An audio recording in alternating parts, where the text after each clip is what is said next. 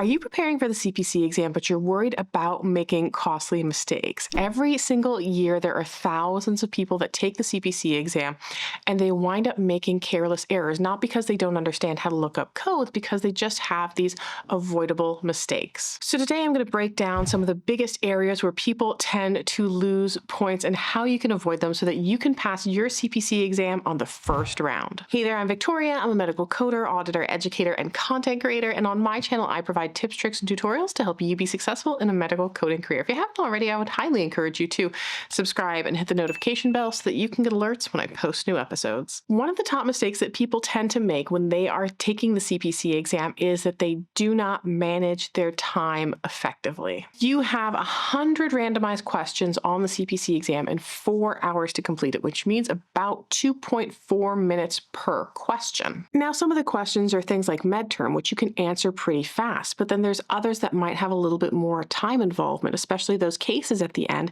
that are a little bit longer and may involve ICD-10-CM, CPT, and some HCPCS, depending on what case you get. So it's really easy if you get invested in one of those to lose time because you get stuck. So some of the things you can do to better manage your time is look at what question they are asking you. They might have a big note that they want you to read, but they're only going to ask you, what are the ICD-10-CM codes or what are the CPT codes? And then if you know that, you can go back in, and when you're looking for those keywords that you want to draw out, you know that you're looking specifically for diagnoses or you're looking for specifically something. And even the options of the answers can be helpful. If you see that they are in a certain code range, you know to look at those code ranges versus flipping perhaps all the way through the book. You can also skip those time-consuming questions and come back to them later, which is why it is so important to watch those videos on how to navigate through the exam platform, or to take the official practice exams that the AAPC offers that mimic the actual exam so that you know how to navigate, so that if you get one of those questions where you're like, oh my gosh, this is going to take me a while, you can flag that and come back to it later, because every single question on this exam has the exact same weight to it. Every question is worth 1 point. So that tiny little question asking you about skin layers is going to have the same weight value. It's still going to be worth 1 point, just as the 2-page operative report that you would have to look through. But again, if you want to skip questions, you need to know how to flag that question. And then when you get to the end, to go back to it, because you can get that trigger finger and get really quick, and you just click, click, click, click, click, and wind up accidentally finishing the exam and forget to go back to them. It's important that you answer all of the questions, because if you at least guess on it, you have a 1 in 4 chance of getting it right. If you don't guess at all, then it's automatically wrong. The second thing that can trip people up is not knowing how to use your books effectively. You know, with ICD-10-CM, the methodology that is official is you have to start in the alphabetic index and then look in the tabular list. We don't have that with CPT. There's other search strategies that you can use in CPT. And we also have to keep in mind that your exam strategy might not be the same as your real world coding strategy. So when you're coding in the real world, you want to verify things a little bit more hardier, I guess you could say, than you would with the actual exam, because in the exam, you're timed, you're trying to save time, you're doing things like process of elimination because you have multiple choice things that you're looking at, versus real world coding where you're coding with just everything from scratch. There's some people that swear by their way of highlighting and notating and coloring their book in certain ways to draw certain things to their attention. But recently, when the AAPC allowed eBooks in January 2025, they found out the majority of people that they beta tested said that not having highlights and notes and just using a blank ebook really wasn't at all prohibitive to taking the exam. So whether you're using paper or ebooks, it's important to know how to navigate through the book, how to find your guidelines, where to locate things easily. So if you're coding for sepsis, knowing how to navigate to the sepsis guidelines so that you can verify the sequencing regulations for things like that, or for things like chemotherapy administration. And if you're using ebooks, remember that you will be logging into almost a shared library with the AAPC, where you're borrowing effectively an ebook that's not going to have those notes and highlights. It's not going to be your personal ebook. It's not going to be that you can use, for example, for my preppy students, you can't use your PMIC CPT Plus ebook. It has to be the ones that are in the exam platform if you want to use them. So the AMA edition of CPT and the AAPC editions of ICD-10-CM and HCPCS. So you have to then know how to navigate specifically those ebooks eBooks, as well as the exam platform, how to move the eBooks over so that maybe you can see the question as at the same time you're looking at your ebook, or expand or contract them or minimize them rather.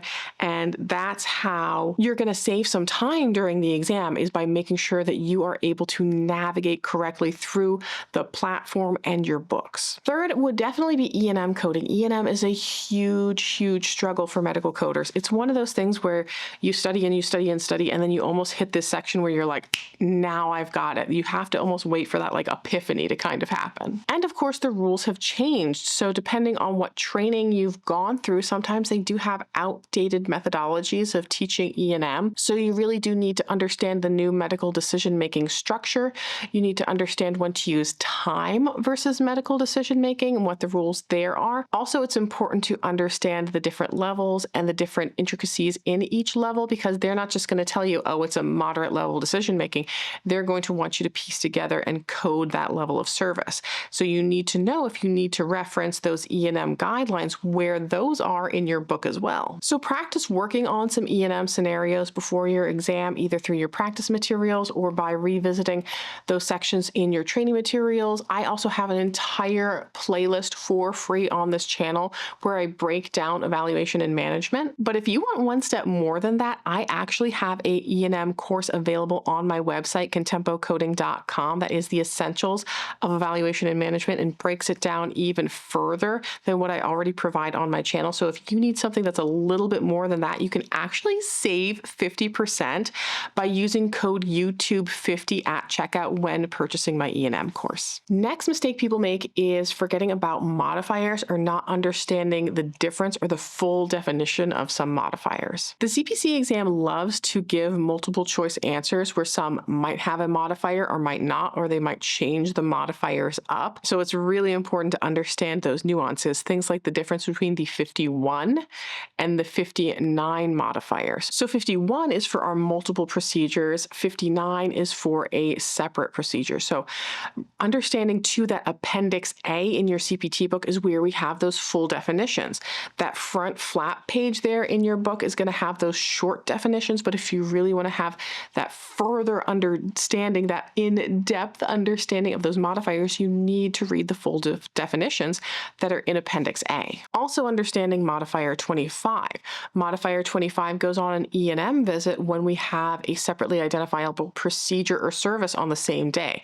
So they might try to trip you up and have something that a modifier 25 would not be applicable for. So something that's not a separate procedure, or they might put it on the procedure versus the E&M. So you need to know where that 25 is allowed to go and how it's applied and when we should be using it in addition to a separate procedure. And lastly, I think one of the problems is really second guessing yourself. If you are someone who has thoroughly studied, you've really gone through your training material, you've dedicated your time to this, you'll still second guess yourself. And oftentimes your first instinct can be right. So unless you can disprove what you initially thought, be careful about changing your answers. Or if you're still a little bit on the fence, again, remember you can flag that question and come back to it if you still have time at the end of the exam, and you can dedicate more time to doing things like looking through the guidelines or looking through those additional, I guess, clarification tip sections that they have in the AAPC ICD-10-CM book.